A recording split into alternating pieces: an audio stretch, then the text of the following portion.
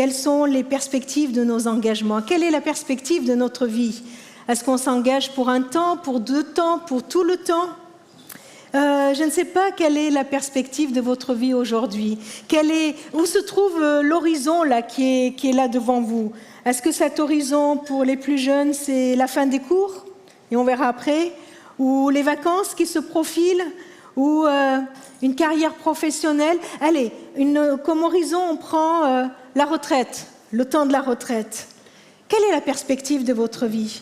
C'est vrai qu'avec cette pandémie, on a appris à vivre beaucoup au jour le jour, à ne pas trop nous projeter dans l'avenir. Le passage qu'a lu Aurélien, le 1 Corinthiens 15, les quelques versets qu'il a lus, c'est un passage central dans la parole de Dieu. D'ailleurs, je vous invite vraiment, en rentrant chez vous, de prendre le temps de lire le chapitre en entier, 58 versets. C'est un passage essentiel, fondamental, qui nous dit ce qu'est la foi chrétienne, sur quoi est appuyée la foi chrétienne.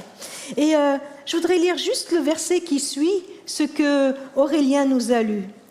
Un verset qui nous dit « Si nous avons mis notre espérance dans le Christ uniquement pour cette vie, alors nous sommes les plus à plaindre de tous les hommes. Si nous croyons en Dieu, je le répète avec mes mots, dans la seule perspective de cette vie, ici et maintenant, au juste pour que Dieu nous aide à vivre la vie que nous avons là, ici et maintenant, eh bien, nous serions les plus malheureux, les plus à plaindre du monde. Il va fort, hein, Paul? Pourquoi Paul dit ça? Eh bien parce que, comme l'a dit Aurélien aussi, à l'époque, dans la ville de Corinthe, il y avait toutes sortes d'influences philosophiques diverses et variées qui étaient là aussi dans l'Église.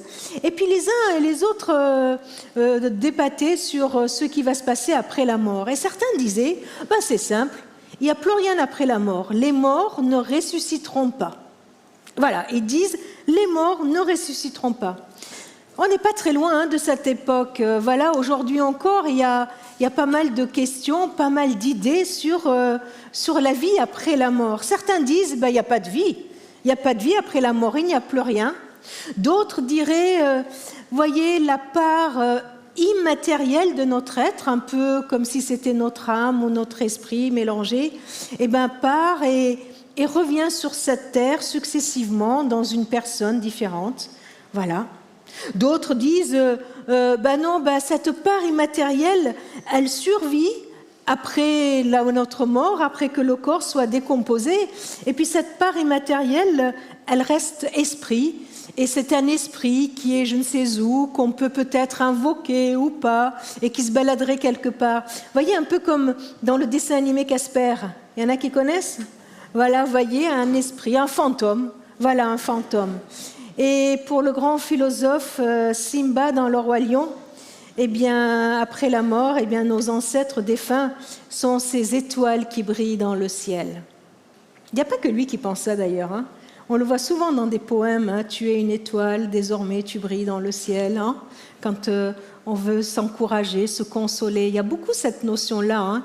Désormais, il y a une nouvelle étoile qui brille dans le ciel pour nous faire du bien. Paul dit, et voilà, vous savez, on va le lire dans verset 17, il essaye de répondre à cette question en donnant une logique, en donnant une démonstration. Et sa logique est la suivante. Si Christ n'est pas ressuscité, votre foi est inutile, vous êtes encore dans vos péchés.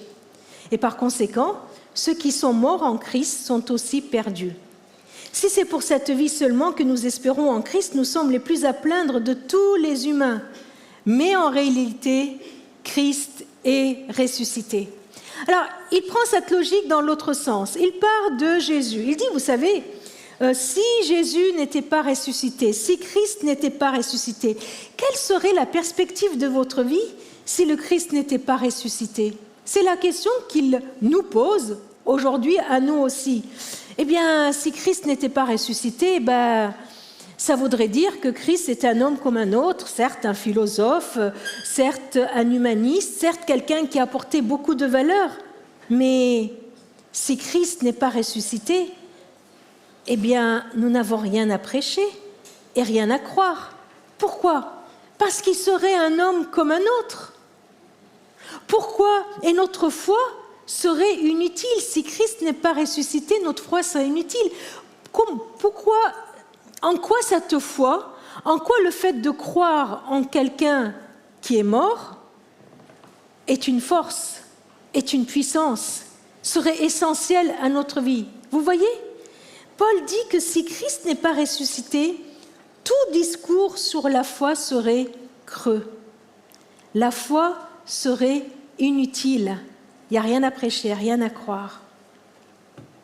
Eh bien oui, le christianisme serait une philosophie comme une autre, et puis on n'aurait aucune assurance, aucune certitude que quand on parle, là, quand on prie, que Dieu nous entend. Pourquoi ? Parce qu'il faudrait peut-être le mériter. Parce que qui nous dit que Dieu nous entend ? Pourquoi Dieu nous entendrait ? Et puis, toute notre vie, on ferait des efforts pour avoir le droit de parler à Dieu, de communiquer avec Dieu. Qui nous dit que Dieu s'intéresse à nous ? Et puis, toute notre vie, on essaierait de faire de notre mieux. Et puis, de notre mieux, juste pour les quelques années qu'on a à vivre. 80, 90, 100, juste pour ces quelques années qui sont minimes face à l'éternité, n'est-ce pas ?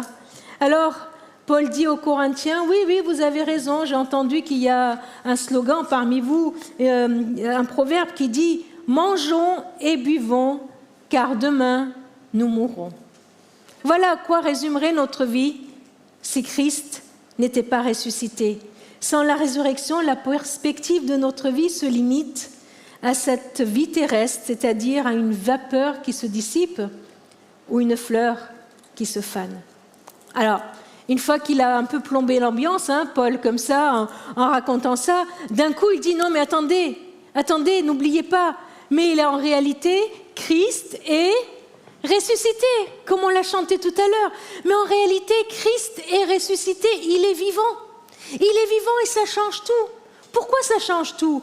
Parce qu'il est là pour nous prouver que ce qu'il a dit est vrai, qu'il est crédible.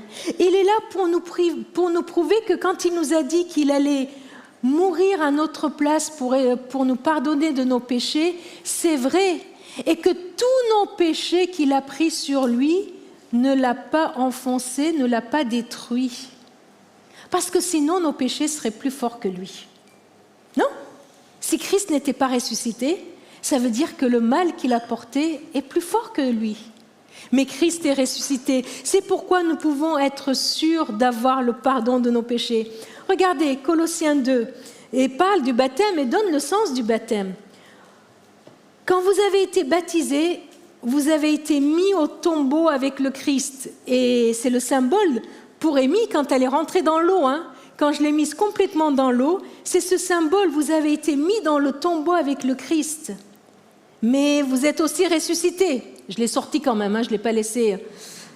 Elle ne m'a pas donné un bonbon Haribo en échange, mais je vous demanderai tout à l'heure. Elle est sortie de l'eau comme Christ est ressuscité. Parce que vous avez cru en la puissance de Dieu qui l'a ramené d'entre les morts. La résurrection prouve la puissance de Dieu. Sinon, si Christ n'était pas ressuscité, Dieu serait pas puissant, Christ ne serait pas puissant. Et la suite dit, vous étiez autrefois spirituellement morts à cause de vos fautes, et parce que vous étiez des incirconcis, des païens. Mais maintenant, Dieu vous a fait revivre avec le Christ. Il nous a pardonné toutes nos fautes.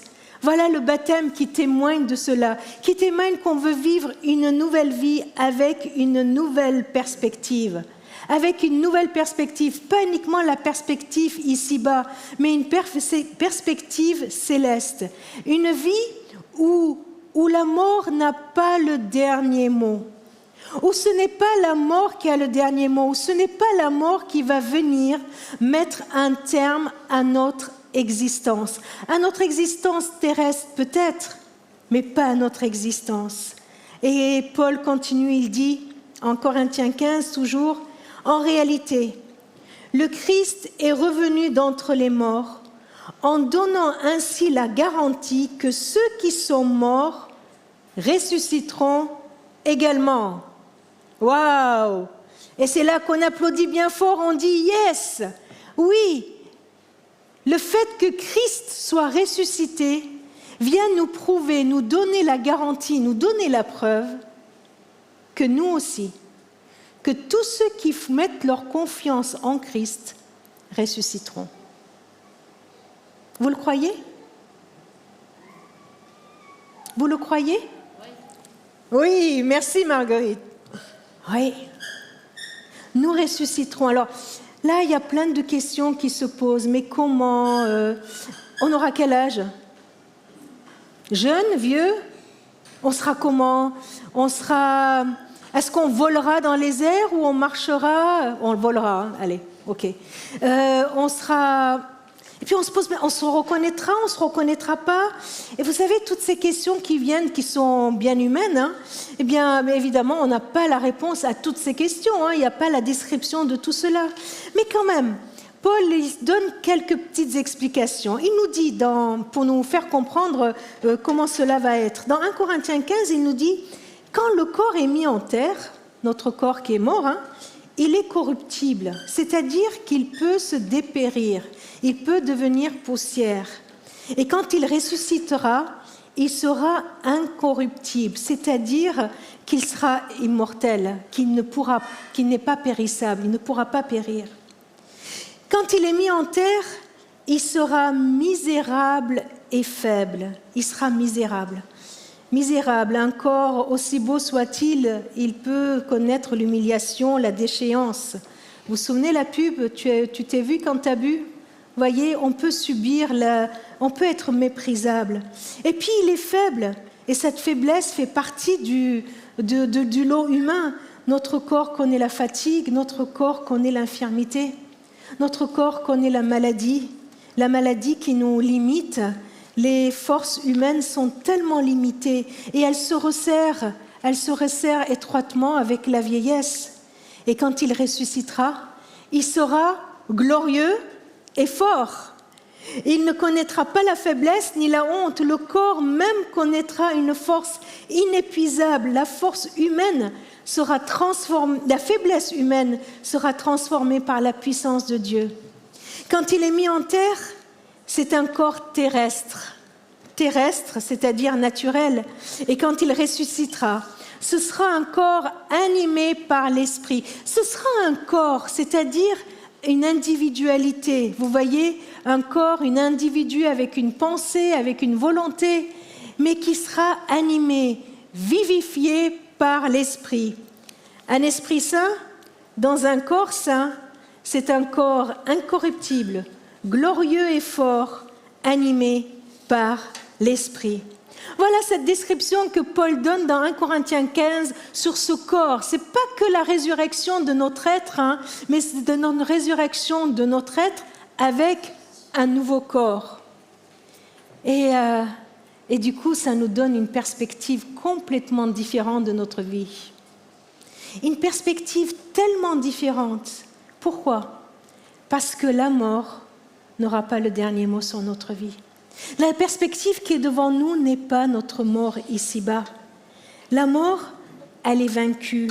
La mort n'est plus une menace à notre vie. Dans Apocalypse 21, il y a cette description où il est dit qu'il viendra essuyer toute larme de leurs yeux. La mort ne sera plus. Il n'y aura plus de mort. Il n'y aura plus de deuil, plus de cris, plus de douleur. Toutes ces choses auront disparu.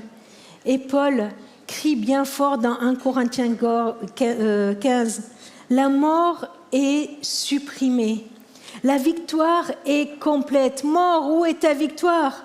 Mort, où est ton pouvoir de tuer? Parce que la mort tient du péché ce pouvoir de tuer, et le péché tient son pouvoir de la loi. Mais Jésus, il est venu, loué soit Dieu, qui nous donne la victoire par notre Seigneur Jésus-Christ. La mort n'est plus une menace. Ça veut dire que je n'ai plus peur de mourir même. Vous avez peur de mourir?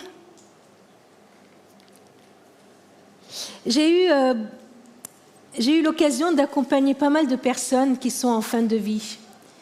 Et même le personnel médical qui les entoure et qui pourrait ne pas croire en Dieu voit la différence entre quelqu'un qui vit ces instants-là dans la foi en Christ, où il n'a pas peur de la mort, et d'autres qui sont tourmentés. La mort est vaincue, on l'a chanté. La mort est anéantie, la mort n'a pas son dernier mot. C'est la croix. C'est la croix et la résurrection de Jésus-Christ qui vient nous donner une nouvelle perspective pour notre vie, une perspective éternelle. Je me souviens de ces derniers instants que nous avons passés avec mon mari au chevet de son oncle qui était atteint du cancer et il avait 71, 72 ans, il était en fin de vie et puis on était autour de lui. Il m'a dit, allez, viens, lis-moi Apocalypse 21. Et je lui ai lu ce texte que je viens de lire. On a lu ensemble Apocalypse 21. Et puis il a regardé, Jean-Paul lui a dit, tu sais, j'avais lu dans Apocalypse à un moment donné qu'au ciel, il y aura une fontaine. Tu sais quoi? Moi, je vais y arriver là-bas avant toi. Eh bien, je t'attends là-bas. On se donne rendez-vous à la fontaine, d'accord? Et ils se sont dit d'accord. Et je trouve que ça donne une perspective tellement autre, la perspective de la victoire de Dieu sur nos vies et même sur la mort. Et quand nos bien-aimés ne sont plus là, quand nos bien-aimés s'en vont aujourd'hui c'est un anniversaire précieux pour moi parce qu'il y a un ami qui n'est plus là et c'est un 13 juin qu'il est parti. Eh bien, oui, il y a la tristesse parce qu'on ne le voit plus, on ne n'est plus en communion avec lui, on ne mange plus ensemble, on ne prend plus d'apéro ensemble. Mais il y a cette espérance que les choses ne s'arrêtent pas là, que nous allons nous retrouver. Nous allons nous retrouver. Nous allons nous retrouver ensemble. Et qu'est-ce qu'on va faire au ciel? On va chanter, on va louer Dieu, on va l'honorer, on va lui dire combien on l'aime et on va baigner complètement dans son amour. Il n'y aura plus de douleur, il n'y aura plus de péché, il n'y aura plus rien qui viendra nous embêter. Et notre vie d'aujourd'hui, on va le vivre sans craindre la mort. Parce que la mort, elle est vaincue. Et on va dire, mort, où est ta victoire? Et on va pouvoir traverser même la maladie en disant la mort ne me fait pas peur.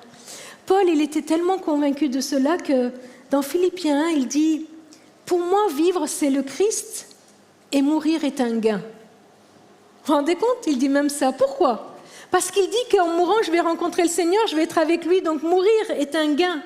Et puis il continue en disant « Je suis un peu tiraillé, j'aimerais quitter cette terre et rejoindre le Christ, ce qui serait préférable. » Mais si je peux accomplir encore une œuvre utile pour vous aider dans votre foi, alors je continuerai à vivre. Et voilà cette perspective que nous offre l'éternité.